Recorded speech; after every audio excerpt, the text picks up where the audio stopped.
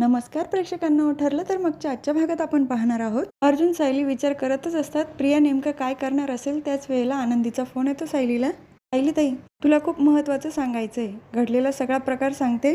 सायली सांगते, आम्ही तोच विचार करत होतो की प्रिया आता नेमकं काय करणार असेल.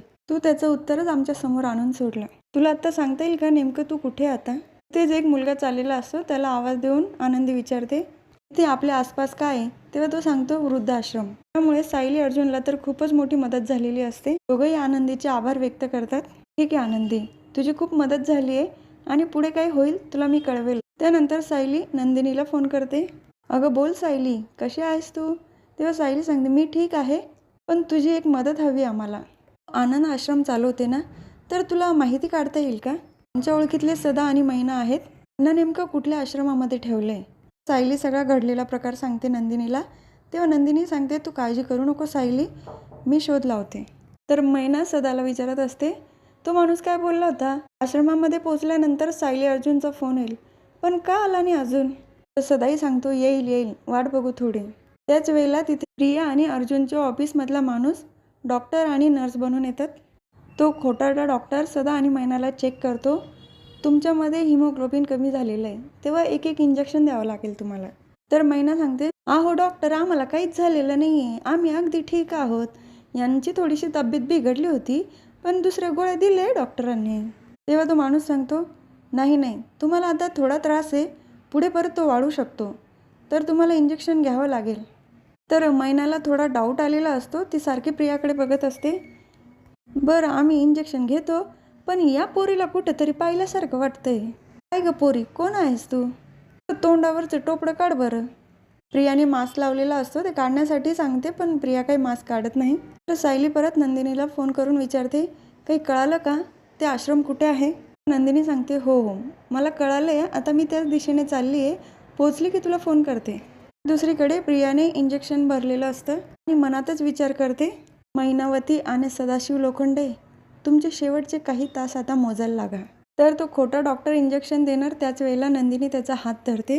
थांबा, हे कसलं इंजेक्शन देताय त्यांना तुम्ही? तो डॉक्टर तर खूप घाबरलेला असतो. नंदिनी प्रियाजवळ येते, तेव्हा प्रियाचा कांगावा सुरू होतो. डॉक्टर चुकीचं इंजेक्शन देतोय, मी त्याला केव्हाची सांगत होती इंजेक्शन देऊ नको, तरी त्यांनी माझं ऐकलं नाही. नंदिनी प्रियाचं मास्क बाजूला करते. तिला बघितल्यानंतर सदा आणि मैना दोघांनाही धक्का बसतो. तर प्रिया पळणार तितक्यात नंदिनी थांबवते आणि एक सटकन गालावर ठेवून देते. पण प्रेक्षकांनो, प्रियाची मजा येते हां. सायलीची प्रत्येक मैत्रीण आली की प्रियाचे गाल लाल करून जातेच. तर नंदिनी ते इंजेक्शन उचलते. हे बघितलं काय आहे? विष आहे, विष. हे जर तुमच्या शरीरात गेलं असतं तर काही क्षणात तुमचा मृत्यू झाला असता. तेव्हा सदाही म्हणतात, आई गे बबले, आईबापाच्या जीवावर उठली, कुठे फेडशील हे? तर प्रियाचा कांगावा सुरू होतो. बाबा ऐका, मी तुम्हाला वाचवायला आली होती, मारायला नाही. नंदिनी सांगते, तुझा हेतू बरोबर असूच शकत नाही. तू जेव्हा श्वास जरी घेशील ना, तरी तुझा हेतू चुकीचाच असणार आहे. मी पोलिसांना पण कळवलंय, काही वेळेत येतीलच. तर प्रिया सांगत असते, अगं पोलिसांना कशाला बोलवलं? मी काय केलंय? तर वाचवायला आली होती त्यांना. तर मैना प्रियाजवळ येते आणि सटकन एक ठेवून देते. गप्प बस. माझ्यासारखी कमनशिबी आई मीच आहे की तुझ्यासारख्या राक्षसीला जन्म दिला. त्याच वेळेला तिथे पोलीस येतात. तर नंदिनी सांगते, अटक करायला. लेडीज कॉन्स्टेबल प्रियाला धरते, पण ते इन्स्पेक्टर सांगतात, पण एक लीगल बॅरियर आहे, आता 6 वाजून गेले, म्हणून आम्ही प्रियाला अटक नाही करू शकत. तर नंदिनी लगेच अर्जुनला फोन करते. अर्जुन परमिशन घेण्याचा प्रयत्न करतो, पण परमिशन काही भेटत नाही अटक करण्यासाठी. अर्जुन परत नंदिनीला फोन करून कळवतो. नंदिनी पण फोन स्पीकरवर ठेवते. अर्जुन सांगतो, आज तर आपण अटक करू शकत नाही, पण उद्या नक्की करता येईल.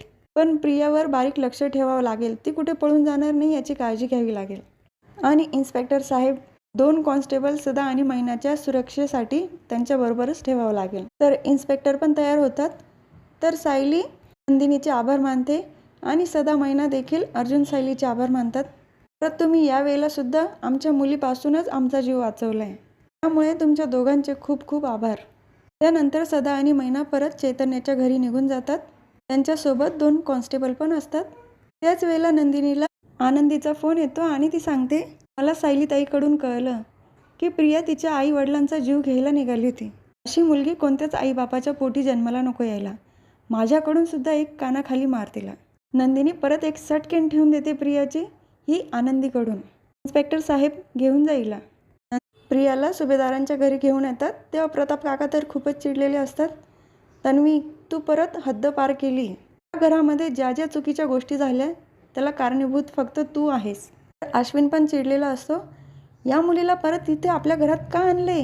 माझ्या नजरेसमोर सुद्धा नको आहे ती. तेव्हा अर्जुनही सांगतो काही टेक्निकल गोष्टींमुळे आज तिला अटक होणार नाही, पण उद्या ती नक्की जेलमध्ये जाणार. अस्मिता पण खूप चिडते. किती मनस्ताप होतो या मुलीमुळे आपल्या सगळ्यांना. हिला जन्मठेपेची जरी शिक्षा झाली ना ती सुद्धा कमीच असेल.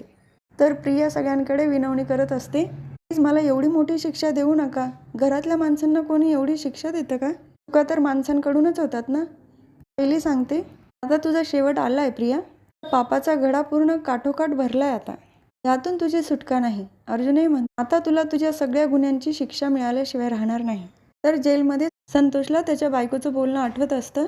तो त्याची साक्ष बदलण्याचा निर्णय घेतो आणि इन्स्पेक्टर सावंतांना बोलावून घेतो. इन्स्पेक्टर आल्यानंतर तो सांगतो की मी कोर्टात प्रिया मॅडमबद्दल खरं बोलायला तयार आहे. तर इन्स्पेक्टर लगेच अर्जुनला फोन करून तसं कळवतात. आणि प्रिया स्टोअरूममध्ये बसलेली असते. तिला त्या सगळ्या गोष्टी आठवत असतात. तिला रविराज काकांनी फटका मारला, नंदिनीने मारला, सगळे पासे तिचे पलटले आणि आता इथून पळण्याशिवाय पर्याय नाही. ती एका बॅगमध्ये तिचे कपडे भरते.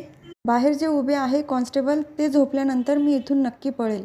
त्याशिवाय माझ्याकडे दुसरा मार्गच नाही आहे. मी त्या काळोखात जेलमध्ये नाही राहू शकत. ती तिच्याकडचे पैसे बघते तर जास्त काही पैसे नसतात. जाऊ दे, इथून बाहेर तर पडते, नंतर बघेल पुढचं काय ते. सायली आणि विमल पूर्ण आजी येणार म्हणून त्यांच्या रूमची सफाई करत असतात. त्याच वेळेला त्यांना एक पिशवी सापडते आणि त्या पिशवीमध्ये प्रियाने शांता मावशीचा खून केल्यानंतर जे काही पुरावे मिळणार असतात ते सगळे त्या पिशवीमध्ये ठेवलेले असतात. त्या पिशवीमध्ये अर्जुनच्या गाडीची नंबर प्लेट पण निघते, रक्ताने माखलेलं पोतं पण असतं आणि इतर काही पुरावे. पण सायलीला प्रश्न पडतो की इथे आलं कसं असेल. तर ते प्रियानेच ठेवलेलं असतं जेणेकरून कोणाला संशय नको यायला, कारण सगळे पुरावे बाहेर शोधले जातील. पूर्ण आजीच्या रूममध्ये कोणी शोधायला येणार नाही. तर सायली ठरवते, प्रिया आता तुझी काही खेर नाही. तर हा भाग इथेच संपतो. पुढील भागात बघायला मिळतं की प्रिया घरातनं बाहेर पडलेली असते कॉन्स्टेबलची नजर चुकून. गेटच्या बाहेर आल्यानंतर ती म्हणते, आता मला कोणी पकडू शकत नाही. काही दिवस मी कुठेतरी लपून राहील. त्याच वेळेला मंजिरीचं लक्ष जातं प्रियाकडे. सायलीला फोन करून कळवते, मी इथे प्रियाला बघितलंय आणि पनवेल सोडून जाण्याचा विचार दिसतोय तिचा. सायली रमाला फोन करून कळवते. रमाही म्हणते, सायली तू टेन्शन घेऊ नको. आता 2 वाघीण मिळून उंदराला पळूया. तर उद्याच्या भागामध्ये आता मंजिरी आणि रमाची एंट्री दाखवणार आहे.